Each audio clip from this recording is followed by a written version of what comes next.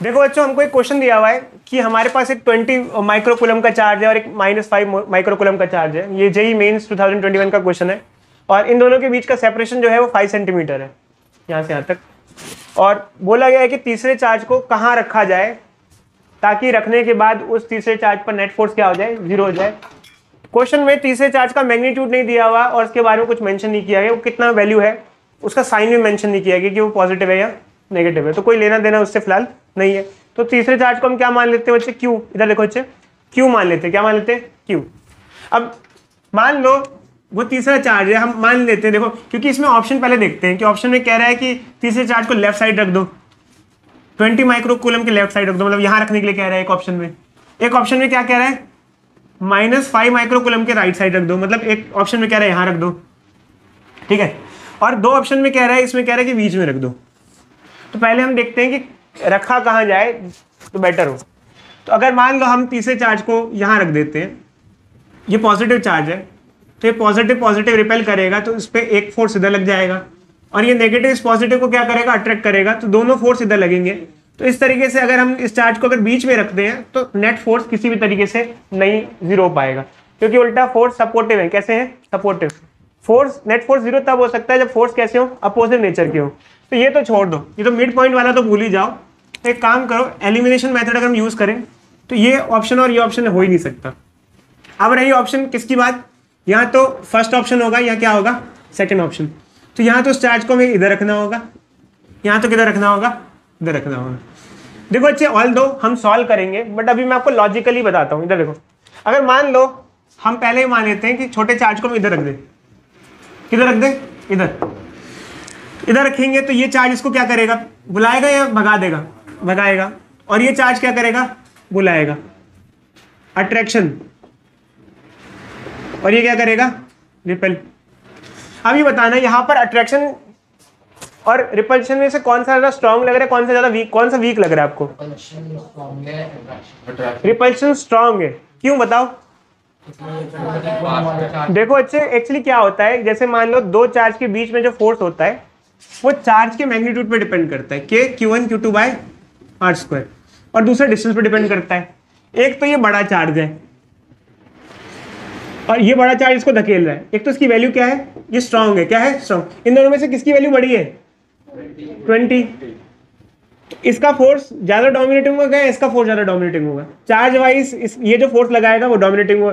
दूसरा दूरी भी क्या है, कम है। कम दूरी पे फोर्स क्या लगता है, ज्यादा लगता है। तो इसकी वजह से जो फोर्स इस पे होगा वो बहुत ही ज्यादा होगा, क्योंकि इसको दोनों चीज सपोर्ट कर रही है। एक तो इसकी वैल्यू भी ज्यादा है और दूसरा डिस्टेंस भी कम है। कम डिस्टेंस पे फोर्स क्या लगेगा, ज्यादा। ये तो उठा के फेंक देगा उसको, ये तो इसे खींच नहीं पाएगा क्योंकि ये तो बड़ा वीक पड़ गया। कहेगा मैं तो अकेला पड़ गया। कैसे अकेला पड़ गया, कहता है मेरी तो वैल्यू भी कम है और ये तो मेरे से दूर भी है, तो मेरी तो वैल्यू भी छोटी रह गई और मेरे से दूर है, तो क्या खींच पाएगा ये, क्या इसके फोर्स को ये बैलेंस कर पाएगा, रोक पाएगा उसको जाने से, दूर जाने से। तो अगर हमने चार्ज यहाँ पे लाके रखा तो क्या होगा, वो दूर चला जाएगा। क्या हो जाएगा, दूर। ये चार्ज उसको रोक पाएगा, ये तो पतला दुबला है, इसकी वैल्यू क्या है, कम है ना। 20 बड़ा होता है, 5 बड़ा होता है। साइन पे मत जाओ, साइन तो सिर्फ अट्रैक्शन और रिपल्शन, वैल्यू पे जाओ।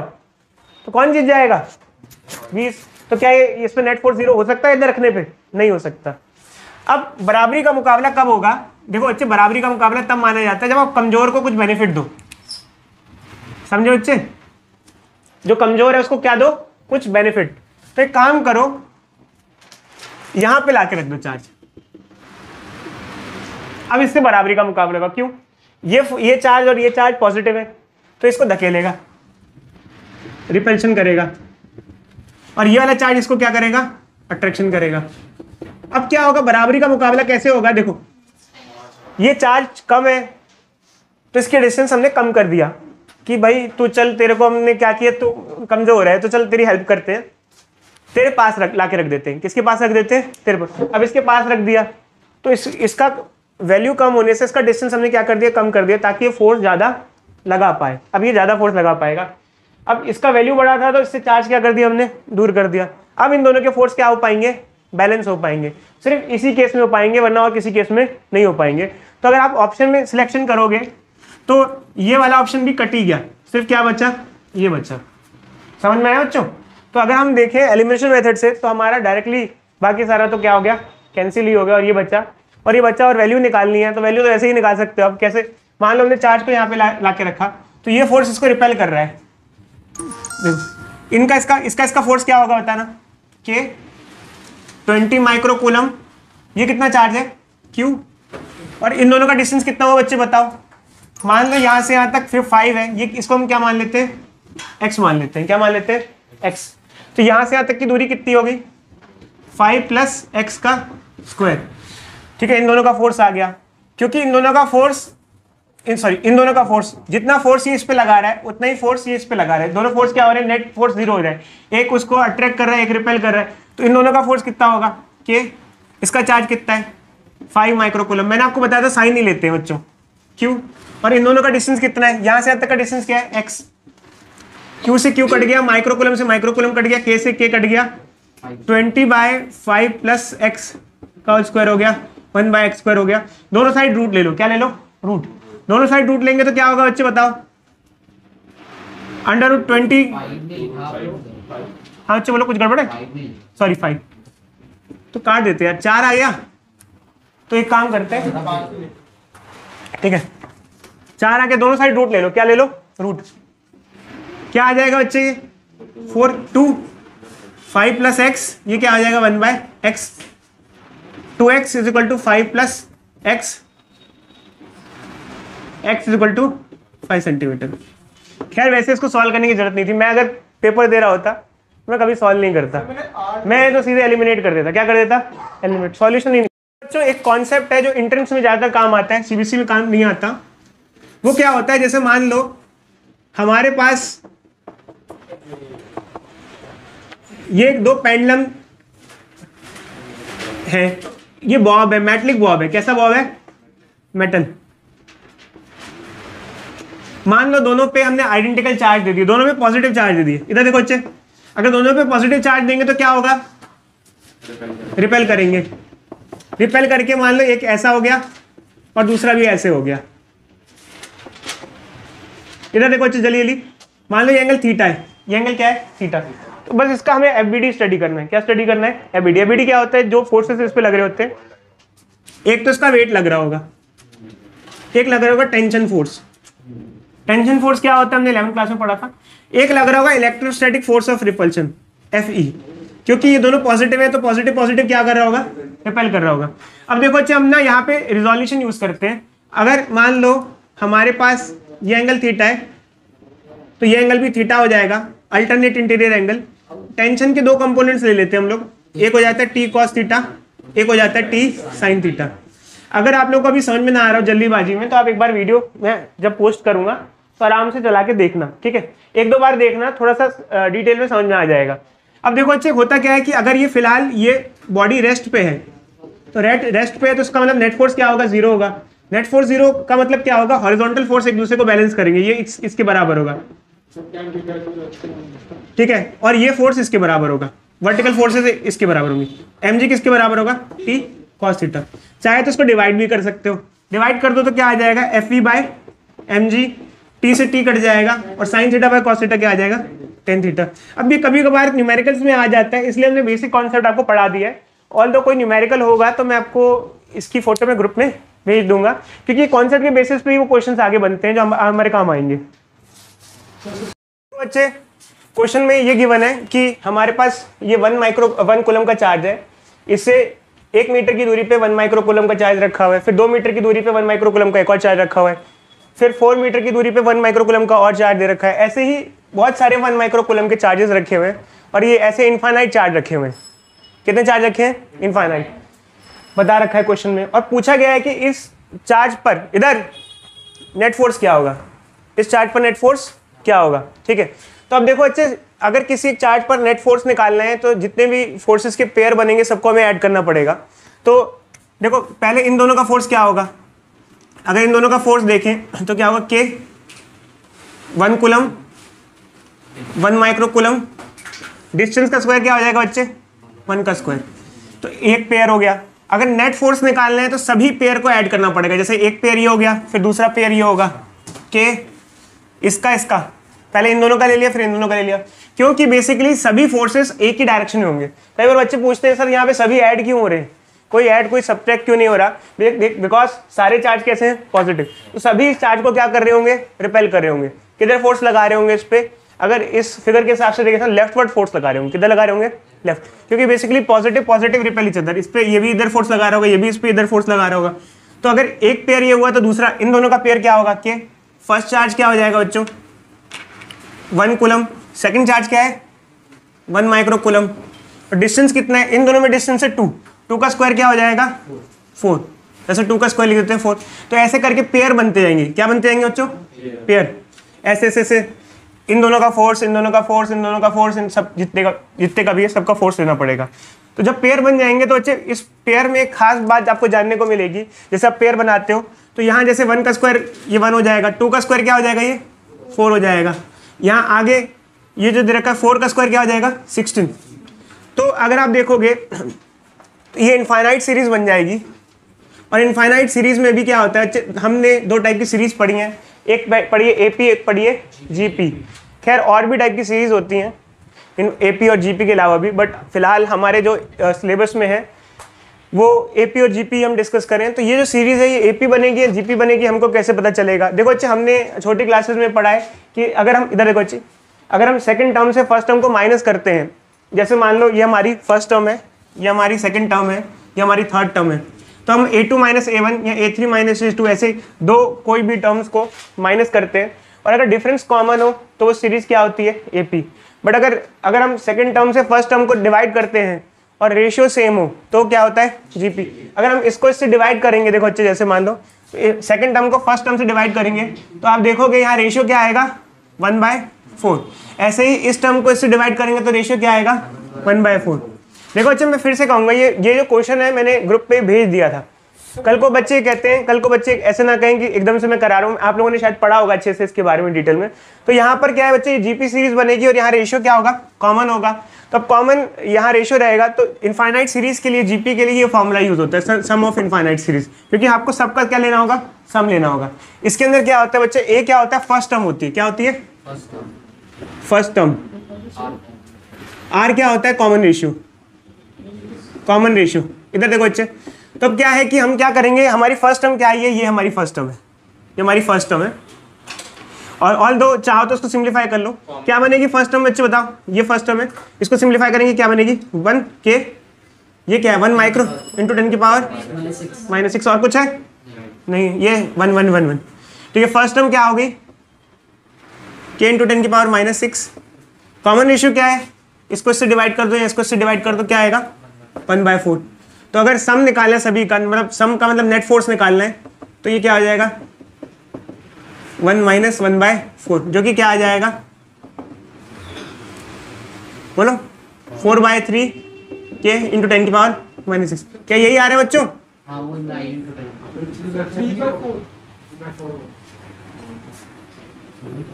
ठीक है बच्चे, देख लो। मान लो सॉरी, एक कॉन्सेप्ट है हमारे पास, ये हमारे पास दो पॉजिटिव चार्ज रखे हुए हैं इक्वल, ठीक है, और यहां पर मान लो कोई एक नेगेटिव चार्ज रखा है -q, ठीक है। मैं फिर से बता रहा हूं, मान लो यहाँ पे दो पॉजिटिव चार्ज रखे हैं और यहाँ पे क्या रखा है? Negative charge. ये ठीक मिड पॉइंट पर है। कहां पर है? मिड पॉइंट पर है। अब क्या हुआ, अगर आपने इस चार्ज को थोड़ा सा डिस्प्लेस करके छोड़ दिया, यहां से यहां डिस्प्लेस करके छोड़ दिया, तो डिस्प्लेस करके जब आप छोड़ोगे तो ये ऑसिलेशन चालू कर देगा। ऑसिलेशन का मतलब क्या होता है? अब ये वापस आएगा, वापस आने के बाद यहां नहीं रुकेगा, फिर ये क्या करेगा? पीछे जाएगा, फिर ये इधर जाएगा, फिर ये आएगा, ऐसे ऐसे ऑसिलेट करेगा। अब क्वेश्चन ये आता है, बच्चे कहते हैं सर ऐसा क्यों हो रहा है, ये बताओ। देखो बच्चे, पहले हम आपको इसे बताते हैं, ठीक पेंडुलम में भी ऐसे ही होता था। पेंडुलम में पेंडुलम अपनी जगह पर अच्छा खासा रखा था, अगर आप उसे छेड़ते नहीं तो वो ऑसिलेट नहीं करता, बट आपने क्या किया? उसको छेड़ दिया। छेड़ दिया मतलब अपनी जगह से, वैसे छेड़ा नहीं बच्चे, मतलब डिस्प्लेस करा दिया अपनी जगह से। अब आपने उसको अपनी जगह से डिस्प्लेस करा दिया, जैसे ही छोड़ोगे अब ये वापस मीन पोजीशन पे आएगा, बट क्या होगा? उसकी एनर्जी खत्म नहीं होगी, इस वजह से वो और आगे जाएगा और ऐसे ऐसे उसकी ऑसिलेशन कंटिन्यूसली चालू हो जाएगी। सेम सिचुएशन यहाँ पे भी है। तो जब कभी हम ऑसिलेशन की बात करते हैं तो मैंने आपको बताया ऐसा केस होगा, हम धीरे धीरे करके समझेंगे कि क्या हो रहा है इस पूरे कॉन्सेप्ट में क्या हो रहा है। बट ऑसिलेशन के केस में हमेशा एक चीज ध्यान रखना, कोई भी बॉडी कब ऑसिलेट करती है, जब उसके ऊपर कोई ना कोई रीस्टोरिंग फोर्स लग रहा हो। क्या लग रहा हो? Restoring force. बताओ बच्चे, what is meaning of restoring force?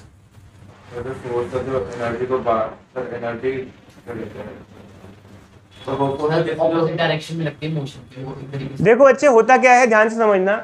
अगर आपने एक पेंडुलम को यहाँ से यहाँ डिस्प्लेस करा दिया, ये मेन पोजीशन है, इधर देखो बच्चे, इधर ये मेन पोजीशन है, आपने इसको इधर डिस्प्लेस कराया, डिस्प्लेसमेंट किस डायरेक्शन में की? लेफ्ट। तो उस पर एक फोर्स राइट साइड लगना चाहिए जो उसको वापस लाने की कोशिश करे। रीस्टोरिंग फोर्स एक ऐसा फोर्स होता है जो बॉडी को मेन पोजीशन पे वापस लाने का काम करता है। हर ऑसिलेटरी मोशन में रीस्टोरिंग फोर्स होता ही होता है, किसी न किसी रूप में होता है, बट होता है।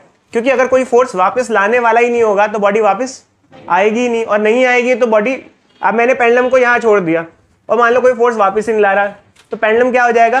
तिरछा हो जाएगा। अच्छा चलो मैं एक क्वेश्चन पूछता हूँ, विनिका बताओ, मान लो आप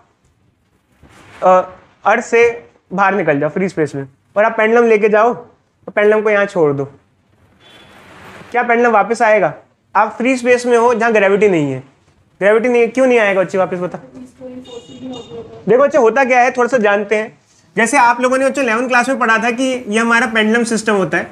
इसके अंदर क्या होता है, जो वेट होता है पेंडुलम पे, जो ग्रेविटेशन फोर्स लगता है, वो उसका एक कंपोनेंट जो होता है, बताया था हम लोगों ने, ये होता है थीटा, ये होता है थीटा, ये होता है mg cos थीटा, और ये होता है mg sin थीटा। तो mg sin थीटा जो कंपोनेंट होता है वो रिस्टोरिंग फोर्स का काम करता है, उसको वापस लाने की मदद करता है। अगर हम ग्रेविटी फ्री स्पेस में चले जाएंगे तो वहां mg तो होगा ही नहीं। इधर देखो बच्चे, तो mg नहीं होगा तो mg sin थीटा कहां से होगा? इधर देखो बच्चे, ठीक है। तो क्या पेंडुलम वापस आएगा? क्या पेंडुलम ऑसिलेट करेगा? ऑसिलेट नहीं करेगा। If there is no restoring force, अगर कोई रिस्टोरिंग फोर्स, कोई फोर्स वापस लाने वाला होगा ही नहीं, तो ऑसिलेशन बंद हो जाएगी। अच्छा चलो बच्चे, एक क्वेश्चन पूछते हैं। खैर मैंने जब ऑसिलेशन पढ़ाया था तो मैं क्वेश्चन पूछना भूल गया था। हमने ना 11th क्लास में दो टाइप की ऑसिलेशन पढ़ी थी, एक पेंडुलम ऑसिलेशन पढ़ी थी और एक स्प्रिंग मास ऑसिलेशन पढ़ी थी। अगर मैं ग्रेविटी फ्री स्पेस में चले जाऊं और मैं स्प्रिंग मास को लेके जाऊं तो क्या वो ऑसिलेट करेगा या नहीं करेगा? वो ऑसिलेट करेगा, क्योंकि स्प्रिंग मास सिस्टम में वापस कौन लाता है? जैसे एक स्प्रिंग मास सिस्टम है, हमने ना इसको ऐसे खींच के छोड़ दिया, तो यहाँ जो स्प्रिंग फोर्स होता है, कौन सा फोर्स होता है? स्प्रिंग फोर्स, वो वापस लाता है। तो स्प्रिंग फोर्स ग्रेविटी पे डिपेंड नहीं करता है, तो वो तो लगेगा ही। तो स्प्रिंग मास सिस्टम में ऑसिलेशन तो होगी, बट पेंडुलम में ऑसिलेशन नहीं होगी। तो ये ध्यान रखना कि ऑसिलेशन कराने के लिए कोई ना कोई रिस्टोरिंग फोर्स होना चाहिए। अब हम लोगों ने जब 11th क्लास में SHM पढ़ा था, तो SHM की इक्वेशन ये होती है बच्चों, F = -kx। तो बच्चे जस्ट करंट बताओ बच्चे, ये जो इक्वेशन है इसमें माइनस साइन का क्या मतलब होता है? हाँ बच्चे, ऑपोजिट, क्या ऑपोजिट डायरेक्शन? किस देखो बच्चे, रिस्टोरिंग फोर्स जो होता है वो डिस्प्लेसमेंट के अपोजिट लगता है। अब जैसे डिस्प्लेसमेंट आपने लेफ्ट साइड की, तो रिस्टोरिंग फोर्स किधर लग रहा है? Right side. अगर रिस्टोरिंग फोर्स का मतलब ये होता है कि आपको रिस्टोर करना, रिस्टोर मतलब कि अपनी जगह पर, इधर अपनी जगह पर क्या लाना? वापस लाना। तो ये होता है। अब बच्चे हम सब क्यों बता रहे हैं, मैं बताता हूँ।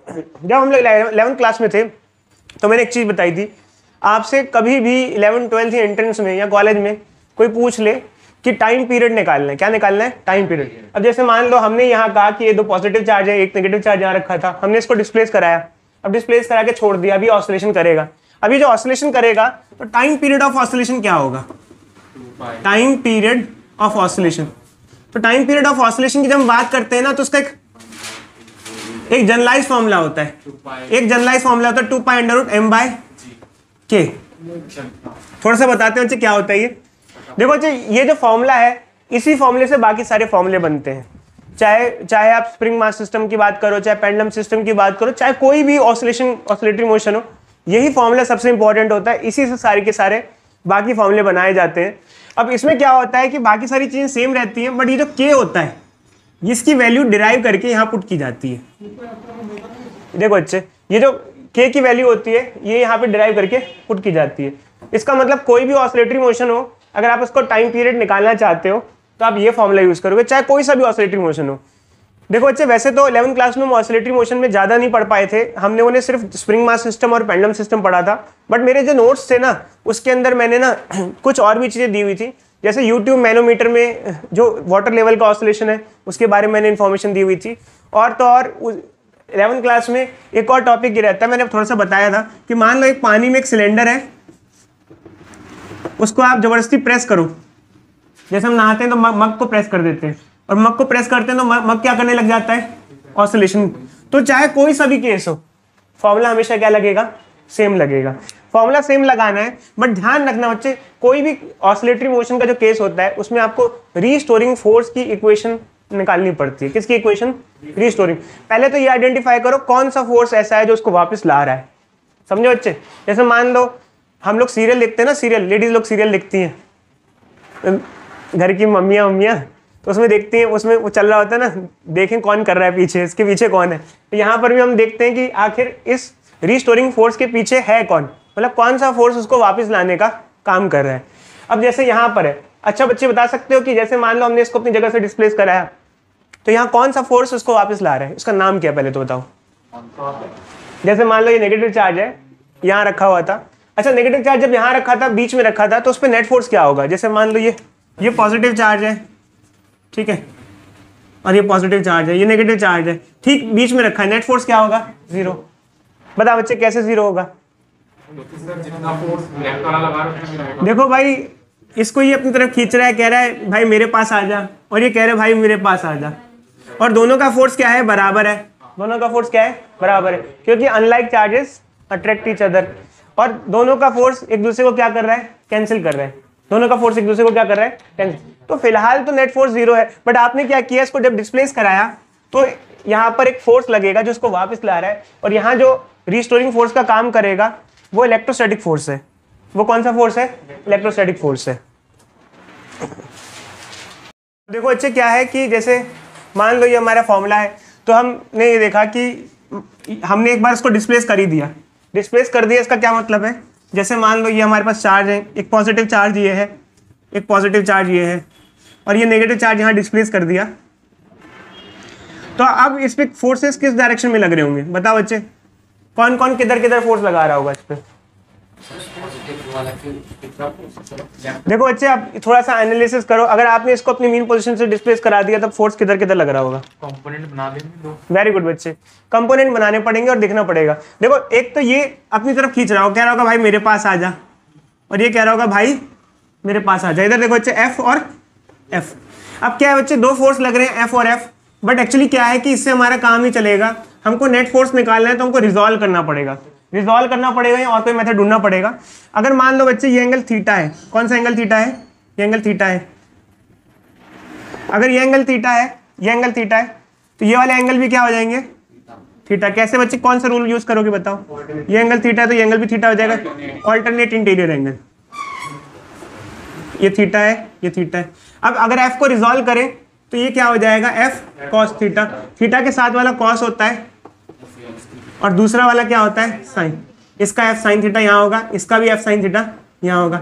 अब इससे क्या होगा बच्चे, कॉस थीटा इक्वल और अपोजिट लग रहे हैं, कैंसिल हो जाएंगे, और नेट फोर्स जो मिल रहा है वो किधर लग रहा है, 2f साइन थीटा। अब ये बताओ नेट फोर्स किधर लग रहा है, किस डायरेक्शन में लग रहा है, नीचे। आपने बॉडी को ऊपर डिस्प्लेस कराया, नेट फोर्स नीचे लग रहा है। नेट फोर्स कोशिश ये कर रहा है कि बॉडी वापस नीचे आ जाए, मतलब रिस्टोर करने का काम कर रहा है। क्या कर रहा है, रिस्टोर। रिस्टोर का मतलब वापस अपनी जगह पर लाने की कोशिश कर रहा है।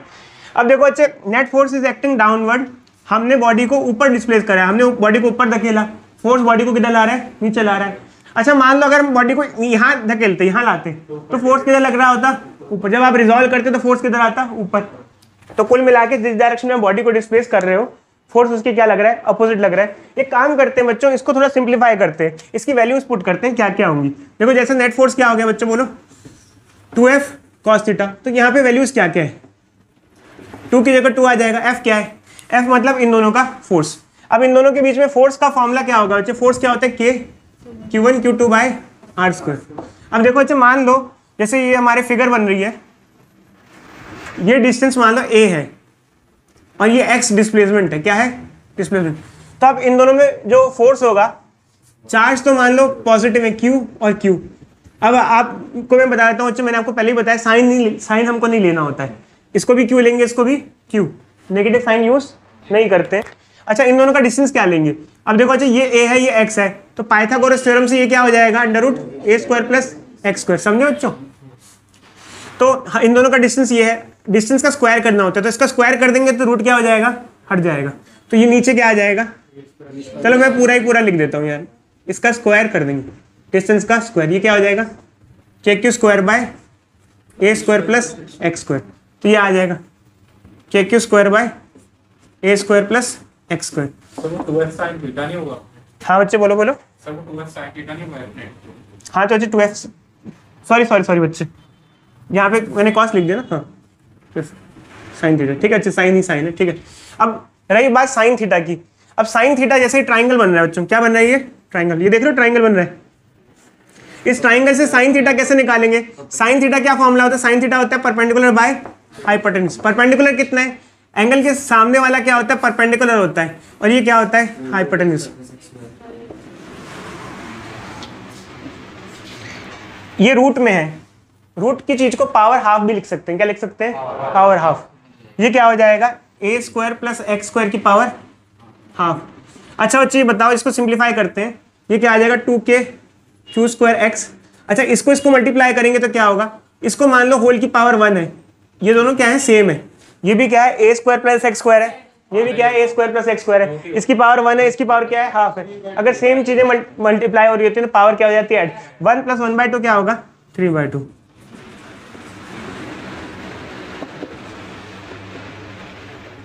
ये आ जाएगा।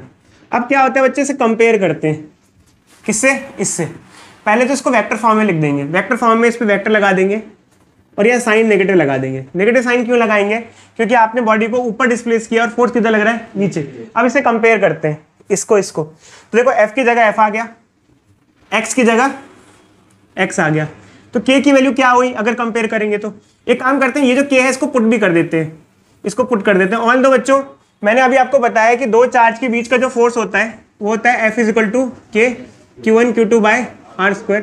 हमने ना K की वैल्यू अभी तक आपको बताई नहीं है, पढ़ाई नहीं है, क्योंकि अभी तक हमने मीडियम के बारे में कुछ ज़्यादा इंफॉर्मेशन दी नहीं है। इसकी वैल्यू को, इस K को लिखते हैं 1/4πε0। शायद आप लोगों ने स्कूल्स वगैरह में थोड़ा बहुत पढ़ लिया हो इसके बारे में।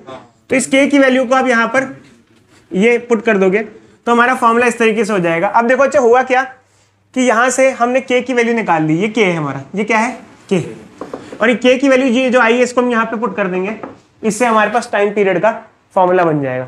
समझे बच्चे, तो इधर ध्यान रखना, इस तरीके से बच्चे हम निकालते हैं। अच्छा अब इसके अंदर एक चीज और समझना, कोई भी ऑसिलेटरी मोशन हो ना, सभी का रूल सेम ही रहता है।